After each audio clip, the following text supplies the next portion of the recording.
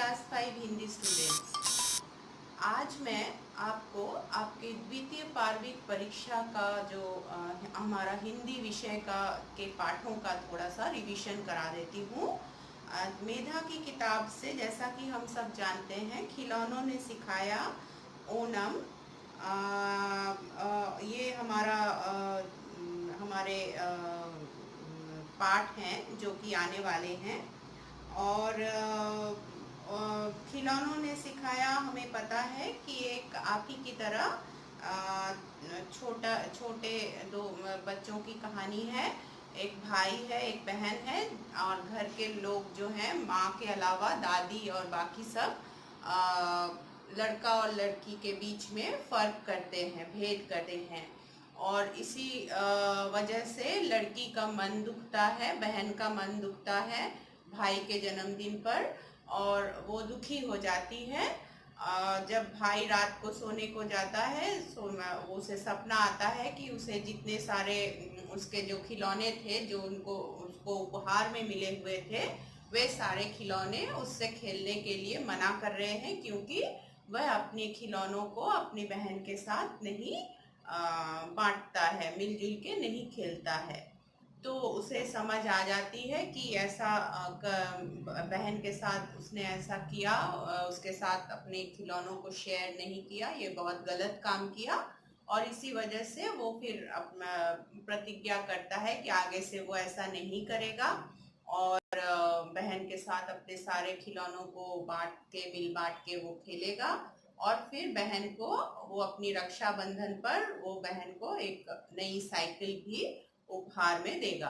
तो ये कहानी है। इस कहानी से आप शब्दार्थ, प्रश्न उत्तर और जो अभ्यास के जो बाकी के जो प्रश्न हैं किताब में जो किए हुए हैं, ये सारा आप पढ़ लेंगे। इसके बाद हम चलते हैं अंधेरे का दीपक, जो एक कहानी है, उसको हम लोग देखेंगे। अंधेरे का दीपक एक ऐसे व्यक्ति की कहानी है जिन्हें बचपन में लकवा यानी कि पोलियो की बीमारी हो गई थी, जिसकी वजह से उनका जो नीचे का हिस्सा था वो अपाहिज हो गया था। लेकिन उनकी माँ ने हिम्मत नहीं हारी, उनको उनकी पढ़ाई लिखाई, उनको व्हील चेयर पर करके उनकी देख रेख, उनकी पढ़ाई लिखाई, उनको स्कूल लेकर जाना, कॉलेज का पाठ पढ़ाना और पूरी शिक्षा उनको दिलवाना, ये उनकी माँ का काम था। अथक परिश्रम के कारण ये सफल हो सका था, और आगे जाके ये एक अच्छी नौकरी इनको सरकारी दफ्तर में मिल भी गई।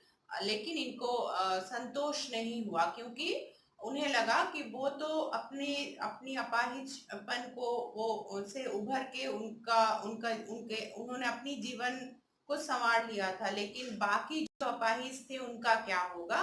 उनकी मदद के लिए वो कुछ करना चाहते थे, और इसी काम में उन्होंने अपनी माँ का भी साथ पाया, और फिर सरकारी तौर पे भी, यहाँ तक कि हमारे जो राष्ट्रपति जी हैं उन्होंने भी उनका साथ दिया, उनके काम को बहुत सराहा, उनका साथ दिया। और इसी वजह से ये महाशय जो है, ये बहुत सारे अपाहिजों के मदद के लिए काफी काम उन्होंने किया।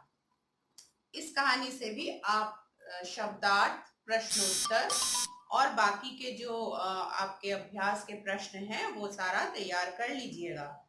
ओणम एक त्योहार के बारे में है, जो कि हमारे दक्षिण भारत के केरल राज्य में मनाया जाता है श्रावण के महीने में, यानी कि इसी महीने में मनाया जाता है। हमारे इसी वक्त मनाया जाता है, रेनी सीजन में। और ये बहुत ही खूबसूरत एक त्योहार है, जो कि पौराणिक कहानी से जुड़ी हुई है, जहाँ पे राजा महाबली, जो कि बहुत ही पराक्रमी राजा थे, उनके विषय में ये कहानी है। कैसे भगवान विष्णु वामन अवतार के रूप में आकर के उनकी परीक्षा लेते हैं, और किस तरह से महाबली अपने प्रजा से प्यार करते थे और प्रजा भी उनसे प्यार करती थी, और फिर आगे जाकर के उनको पाताल लोक में भेज दिया जाता है, जहाँ से वो वर्ष में एक बार अपनी प्रजा से मिलने के लिए आते हैं।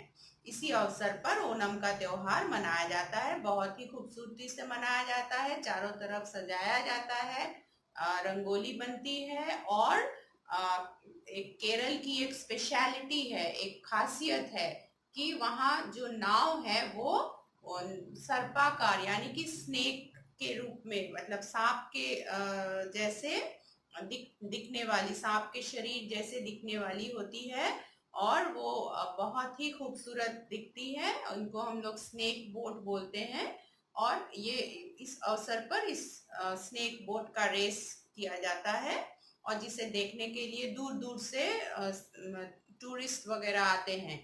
तो ये इस पाठ से भी आप शब्दार्थ, प्रश्न उत्तर और बाकी के अभ्यास के जो प्रश्न हैं वो सब कुछ अच्छी तरह से तैयार कर लीजिएगा। यहाँ दो कविता के बारे में है। कविता, दोनों कविता को पढ़ने की मतलब याद करने की जरूरत नहीं है। कांटों में राह बनाते हैं इस कविता के 12 पंक्तियां, प्रथम 12 पंक्तियां आप अच्छे से याद करिएगा, विराम चिन्ह के साथ और कवि के नाम के साथ। प्रश्नोत्तर और शब्दार्थ भी अच्छी तरह से तैयार कर लीजिएगा। सभा का खेल बहुत ही खूबसूरत, आपके जैसे बच्चों की ही कहानी है, कविता है बच्चों के ऊपर, कैसे वो खेलते हैं, किस तरह से वो स्वाधीनता संग्राम यानी कि गांधी जी और नेहरू जी के बारे में किस तरह से वो लोग आंदोलन करते थे, इसको ये लोग बहुत ही खूबसूरती से नाटक के तरह खेलते हैं। तो यहाँ से भी आप इसके प्रश्न उत्तर और शब्दार्थ या अच्छी तरह से तैयारी कर लीजिएगा। अभी हम चलते हैं सहायक पाठ की तरफ। सहायक पाठ में आप लोग गोपाल की चाल और असंभव कार्य, तो ये दो जो गोपाल भाड़ की जो दो कहानियां हैं ये हमने पढ़ी है, और यहाँ से हमने प्रश्न किया है, प्रश्न उत्तर लिखा है।